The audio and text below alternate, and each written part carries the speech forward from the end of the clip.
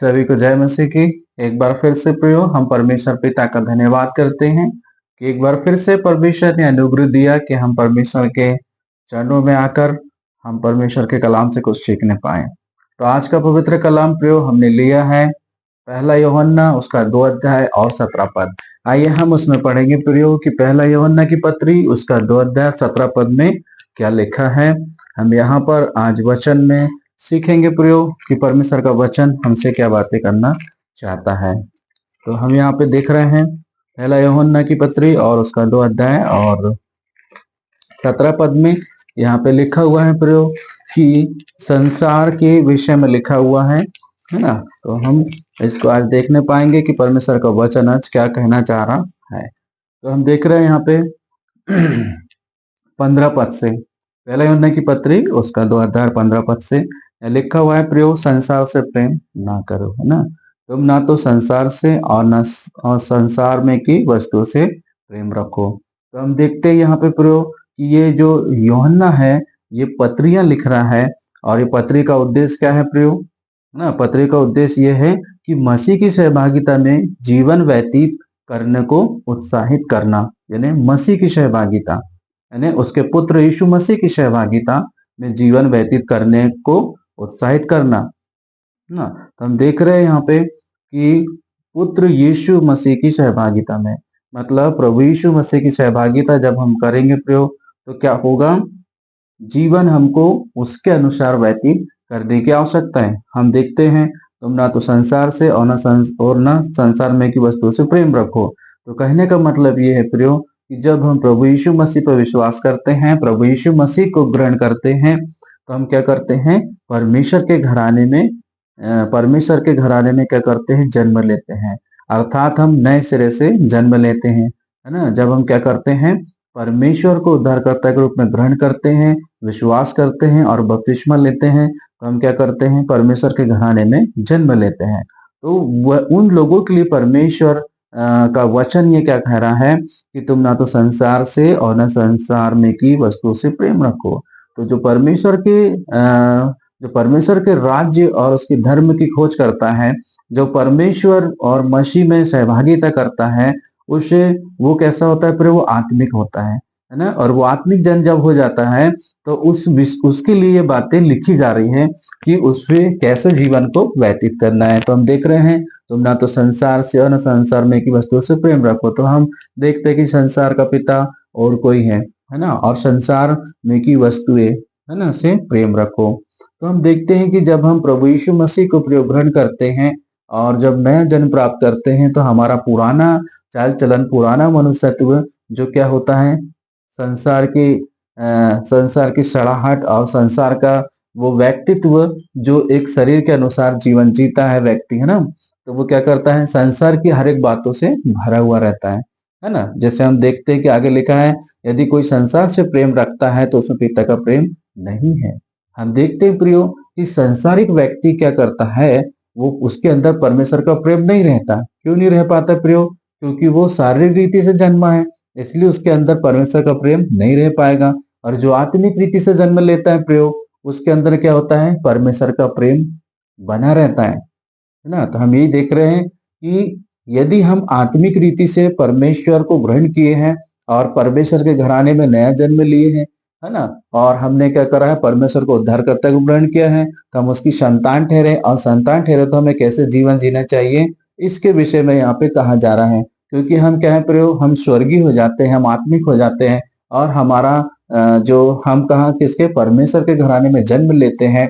और जब परमेश्वर के घराने में जन्म लेते हैं तो क्या होता है कि जैसा हम संसार की हर एक वस्तु को, संसार की शारीरिक आशाओं को, जैसा आगे लिखा है, क्योंकि जो कुछ संसार में है अर्थात शरीर की अभिलाषा और आंखों की अभिलाषा और जीविका का घमंड, ये चीजें क्या करती है, वो पिता की ओर से नहीं परंतु संसार ही की ओर से है। तो जो पिता की ओर से होती है वो कैसी होती है, पिता की ओर से जो होती है चीजें वो कैसे आत्मिक चीजें होती है। और वो क्या करती हैं, हमें आत्मा में सहभागिता करने के लिए, प्रभु यीशु मसीह जीवन व्यतीत करने के लिए क्या करती है, सहभागिता करती हैं और हमें पुत्र यीशु के साथ जीवन व्यतीत करने, पवित्र आत्मा के साथ पिता की इच्छा पूरा करने में हमारे क्या करती है, वो सहभागिता करती है। और जब हम नए सिरे से जन्म लेते हैं, जल और आत्मा से जन्म लेते हैं, तो हम क्या करते हैं, परमेश्वर के राज्य में जन्म लेते हैं। तो हमें कैसा होना चाहिए, आत्मिक होना चाहिए। और उन्हीं आत्मिक लोगों के लिए वचन क्या कह रहा है, एक वचन कह रहा है कि हमें क्या करना है, कि संसार और उसके अभिलाषाएं दोनों मिटते जाते हैं, पर जो परमेश्वर की इच्छा चलता है वो सर्वदा बना रहता है। हम देखते हैं जैसे प्रभु यीशु मसीह मनुष्य रूप में पिता की इच्छा पर चलते थे प्रयोग, और संसार की हर एक उन चीजों को उन्होंने क्या करा, जय प्राप्त किया। संसार के हर एक अभिलाषाओं को उन्होंने क्या करा, जय प्राप्त किया। संसार के हर एक बातों को क्या किया, उन्होंने अपने ऊपर हावी नहीं होने दिया, और उनके ऊपर वो जयवंत हुए, है ना। प्रभु यीशु मसीह भी मनुष्य रूप में थे प्रयोग, है ना। उन्हें भी भूख लगती थी, उनकी भी इच्छाएं थी, उन्हें भी प्यास लगती थी, और वो कहते एक शारीरिक रूप पे थे, है ना। तो किस प्रकार से प्रभु यीशु मसीह ने पवित्र आत्मा के साथ सहभागिता में जीवन व्यतीत किया, और क्या हुआ, पिता के दाहिनी ओर जाके विराजमान हो गए। उसी प्रकार से परमेश्वर कह रहे हैं कि यदि तुम प्रभु यीशु मसीह के छोटे भाई बहन हो, या प्रभु यीशु मसीह के सहभागिता करते हो, या पवित्र आत्मा की सहभागिता करते हो, तो तुम्हारे अंदर संसार की बातें नहीं होना चाहिए, है ना। जैसा लिखा है, यदि कोई संसार से प्रेम रखता है तो उसमें पिता का प्रेम नहीं है। मतलब वो आत्मिक रीति से जन्मा है प्रयोग, और वो किसी भी रीति से शरीर की उन अभिलाषाओं को, शरीर की हर एक चीजों को वो अपने जीवन में पूरा नहीं कर सकता। यदि वो ऐसा कर रहा है प्रयोग, है ना, तो वो क्या होगा, परमेश्वर को धोखा दे रहा है, और वो स्वयं को दे रहा है। इसलिए जो आत्मिक जन है वो क्या करें, संसार से प्रेम ना करें। और लिखा है, तुम ना तो संसार से और ना संसार में की वस्तु से प्रेम रखो। यदि हम संसार और संसार की वस्तु से प्रेम रखते प्रयोग, हो सकता है कि वो संसार की वस्तु पैसा भी हो सकते अच्छे कपड़े हो सकता है बंगला कार हो सकती है। सब चीजें क्या है, संसार में की वस्तु है।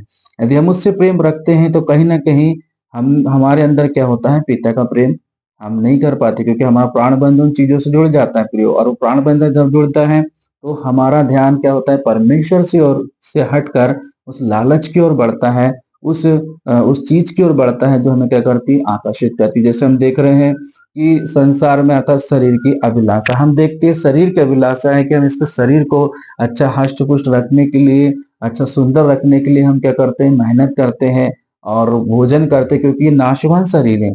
और वो मेहनत भी क्या होगी, बेकार जाएगी, क्योंकि हम क्या करते हैं कि जो भी परिश्रम कर रहे हैं शरीर के लिए, वो एक दिन क्या होगा, नष्ट हो जाएगा। जैसा लिखा है, संसार और उसका अभिलाषा दोनों मिटते जाते हैं, है ना। तो ये जिसके लिए हम मेहनत कर रहे हैं प्रयोग, जिसके लिए हम संसार की वस्तु से प्रेम कर रहे हैं, जिसके लिए हम क्या कर रहे हैं, प्रेम को संसार से प्रेम रख रहे हैं, ये दोनों शारीरिक और संसारिक की चीजें क्या होगी, तो उसकी दोनों के अभिलाषाएं मिटते चले जाते हैं। पर जो परमेश्वर की इच्छा पर चलता सर्वदा बना रहता है। परमेश्वर की इच्छा क्या है प्रयोग, कि जैसा यहाँ पे लिखा है कि उसके पुत्र यीशु मसीह की सहभागिता में जीवन व्यतीत करने को उत्साहित करना, और उन्हें झूठी शिक्षा का पालन करने जिससे यह सहभागिता नष्ट हो जाएगी के विरुद्ध चेतावनी देना। यह झूठी शिक्षा इस धारणा पर आधारित थी कि बुराई भौतिक संसार के संपर्क में आने का परिणाम होती है ना। इसीलिए यीशु परमेश्वर का पुत्र वास्तव में एक मनुष्य हो ही नहीं सकता, है ना। यानी मनुष्य हो ही नहीं सकता। तो हम देख रहे हैं कि क्या चीज है, झूठी शिक्षा का पालन करने और जिससे सहभागिता नष्ट हो जाती है ना, कि विरुद्ध चेतावनी देना है। झूठी शिक्षा इस धारणा पर आधारित थी कि बुराई भौतिक संसार के संपर्क में आने का परिणाम होती है। बुराई किससे होती है, भौतिक संसार के भौतिक संसार के भौतिक संसार के संपर्क में आने पर क्या होता है प्रयोग, इसका परिणाम होता है। तो ये हम कब आते हैं संसार में, जब हम संसार की वस्तु से प्रेम रखते हैं ना, और संसार से प्रेम रखते हैं। यदि कोई संसार से प्रेम रखता है तो उसको पिता का प्रेम नहीं हो सकता। हम देखते प्रयोग, यदि हम संसार और संसार की वस्तु से प्रेम रखते हैं तो कहीं ना कहीं हमारे मन के अंदर क्या हो जाता है, जिसके प्रति ज्यादा लालच होता है उसके प्रति हम आकर्षित होते हैं, है ना। हम उस चाहत को पूरा करना चाहते हैं। आगे लिखा है, जैसे हम देखते भी है कि एक व्यक्ति दो स्वामी की सेवा एक साथ नहीं कर सकता। यदि वो एक से प्रेम रखेगा तो एक से बैर करेगा। हम इसको भी देखने पाते हैं ना, मत्ती 6:24 में है ना, परमेश्वर और धन। यदि हम एक से प्रेम रखेंगे तो एक से विरोध करेंगे, ढा करेंगे, है ना। तो हम एक ही से प्रेम कर सकते हैं। इसलिए आगे लिखा है, संसार और उसकी अभिलाषा दोनों मिटते जाते। तो हम देख रहे हैं कि संसार के अंदर जो चीजें हैं, जिसकी हम लालसा करते हैं, जिसके लिए हम मेहनत करते हैं, ये शरीर जिसकी हम पूर्ति करते हैं, ये दोनों एक दिन क्या हो जाएंगे, मिट जाएंगे प्रियो। और क्या नहीं मिटेगा, प्रभु यीशु मसीह के साथ सहभागिता, संगति, आत्मा में जीवन व्यतीत करना, है ना। प्रभु का वचन ये कहता है, जो आत्मा के चलते वे ही मेरे बेटा बेटियां हैं, है ना। तो हम इस चीज को देख रहे हैं, जो संसार में रहेगा प्रियो, संसार की वस्तु से प्रेम करेगा, उसमें परमेश्वर का प्रेम नहीं हो सकता, और उसका जन्म भी नहीं हो सकता प्रियो। क्योंकि हम देखते हैं कि संसार में भौतिकवाद के अंदर जब हम जाते हैं तो क्या होते हैं, बहुत सारी बुराइयां, बहुत सारी चीजें रहती हैं जो हमें आत्मा में बन रहने में क्या करती है, रुकावटें पैदा करती है, और साथ ही क्या करती है, मसीह की सहभागिता में हमको एकत्रित नहीं होने देती, मसीह के साथ संगति सहभागिता नहीं करने देती है ना। उद्देश्य यहाँ पे यूहन्ना की पहली पत्री का उद्देश्य यही है प्रियो, कि हमें क्या करना है, पिता के प्रेम में बने रहने की आवश्यकता है, विशेषकर मसीह लोगों के लिए, क्योंकि ये पवित्र कलाम मसीह लोग पढ़ते हैं प्रियो। और मसीह लोग जो है वो क्या करते हैं, दोहरा जीवन जीते प्रियो, है ना, दो प्रकार का जीवन जीते हैं। इसलिए परमेश्वर इस बात पे फोकस कर रहे हैं, यूहन्ना के द्वारा प्रकाश डाल रहे हैं कि हमें संसार से और ना संसार की वस्तु से प्रेम नहीं रखना है। जब हम आत्मिक हैं, हमने परमेश्वर के राज्य में जन्म लिया, परमेश्वर घराने में जन्म लिया है, तो हमें किसकी सहभागिता संगति करने की आवश्यकता है, आत्मा में, है ना, परमेश्वर की, प्रभु यीशु मसीह की, और आत्मा के अनुसार हमको चलानुसार चलने की आवश्यकता है। यदि हम ऐसा करते हैं प्रियो, तो क्या होगा, हम सर्वदा बने रहेंगे और परमेश्वर हमारे भीतर वास करेगा। तो हम धन्यवाद देते हैं प्रियो कि हमने इस वचन से ये सीखा कि संसार से प्रेम हमको नहीं करना है, क्योंकि जब हम परमेश्वर के प्रेमी हो जाते हैं तो क्या होता है, हम संसार के प्रेमी हैं तो परमेश्वर का हम अंदर नहीं बना रहता, और हम ज्यादा महत्व संसार की वस्तुओं को, संसार की चीजों को, जो हमारे लिए आवश्यक है ना, जो आवश्यक है, जरूरी है, वो हमारे लिए है आवश्यक, लेकिन यहाँ पे हम जब देखते हैं, हम उसको उस अपनी इच्छा को पूरा करते प्रयोग, तो कहीं ना कहीं परमेश्वर पिता का प्रेम हमारे अंदर बना नहीं रह पाता है, और वह हम उसमें चल भी नहीं पाते हैं, है ना। तो हम धन्यवाद देते हैं पिता परमेश्वर का, आज के वचन के पढ़े जाने, कहे जाने, सुने जाने हम सबको आशीषमय करें, आमीन। आइए हम छोटा सा प्रार्थना करेंगे प्रियो परमेश्वर के लिए। Thank you.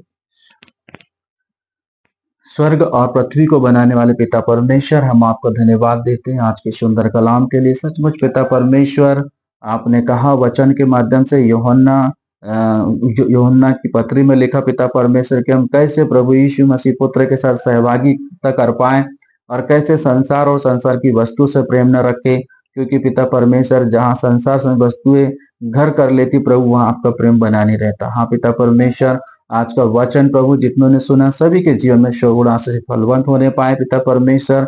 जितने सुनने वाले हैं प्रभु, यदि संसार संसार वस्तु से प्रेम रखते खुदावन, तो पिता के प्रेम में पिता पर उसकी इच्छाओं को जानने के लिए पिता परमेश्वर अपने मन को फिराएं खुदावन, और प्रभु आपकी सहभागिता, संगति और उपस्थिति को महसूस करने के लिए खुदावन आपके प्रेम में बने रहे।